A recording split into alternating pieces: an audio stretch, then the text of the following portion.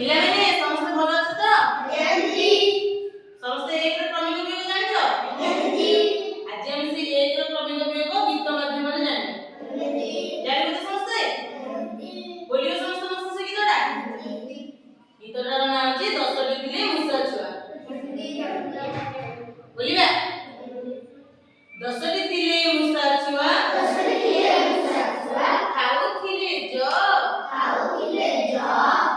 ଖାଉ ଖାଉ ଗୋଟିଏ ଗଲା ଆଉ ରହିଲା ନ। ଆଉ କେତେଟି ରହିଲା? ଆଉ ନଅଟି ରହିଲା। କେତେ ରହିଲା? ନଅଟି ଥିଲେ ମୂଷା ଛୁଆ କାଟୁଥିଲେ କାଠ କାଟୁ କାଟୁ କାଟୁ ଗୋଟିଏ ଗଲା ଆଉ ରହିଲା ଆଠ। କେତେଟା ରହିଲା? ଆଉ ଆଠଟି ରହିଲା। ହେଲା, ଆଠଟି ଥିଲେ ମୂଷା ଛୁଆ ଖୋଳୁଥିଲେ ଗାତ ଗାତ କାଳୁ କାଳୁ ଗୋଟିଏ ଗଲା ଆଉ ରହିଲା ସାତ। ସାତଟି ଥିଲେ ମୂଷା ଛୁଆ ଚଢୁଥିଲେ ରୁଅ ଚଢୁ ଚଢୁ ଗୋଟିଏ ଗଲା ଆଉ ରହିଲା ଛଅ। କେତେଟା ରହିଲେ? ଛଅଟି ଥିଲେ ମୂଷା ଛୁଆ କରୁଥିଲେ ନାଚ ନାଚ କରୁ କରୁ ଗୋଟିଏ ଗଲା ଆଉ ରହିଲା ପାଞ୍ଚ। କେତେଟି ରହିଲା? ପାଞ୍ଚଟି ମୂଷା ଛୁଆ ରହିଲା। ହେଲା, ପାଞ୍ଚଟି ଥିଲେ ମୂଷା ଛୁଆ ଖାଉଥିଲେ କ୍ଷୀରି କ୍ଷୀରି ଖାଉ ଖାଉ ଗୋଟିଏ ଗଲା ଆଉ ରହିଲା ଚାରି। ଆଉ କେତେଟି ମୂଷା ଛୁଆ ରହିଲେ? ଆମର ଆରମ୍ଭରେ କେତେଟା ମୂଷା ଛୁଆ ଥିଲେ? ଏବେ ପର୍ଯ୍ୟନ୍ତ କେତେଟା ମୂଷା ଛୁଆ ଅଛନ୍ତି? ଚାରୋଟି ଥିଲେ ମୂଷା ଛୁଆ ବଜାଉଥିଲେ ଗିନି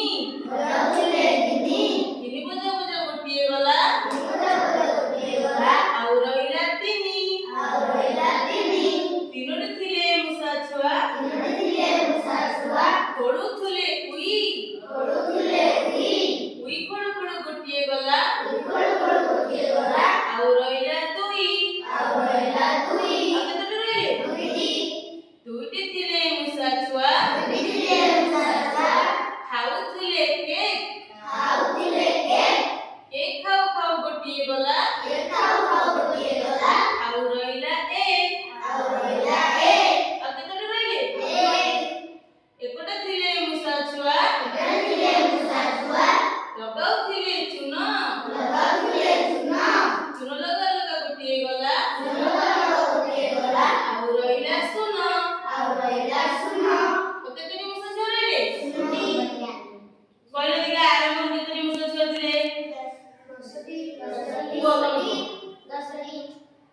Therefore, ତାପରେ ଏବେ ଆଉ କେତେଟା ଶେଷ ବେଳକୁ କେତେଟି ରହିଲେ?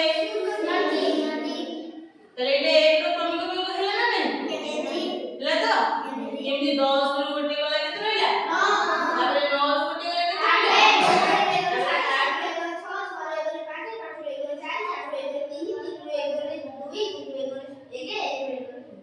କାହିଁକି କହିଲେ 10 ରୁ ଆଉ କେତେ ରହିଲେ? ଶୂନ ରହିଲେ।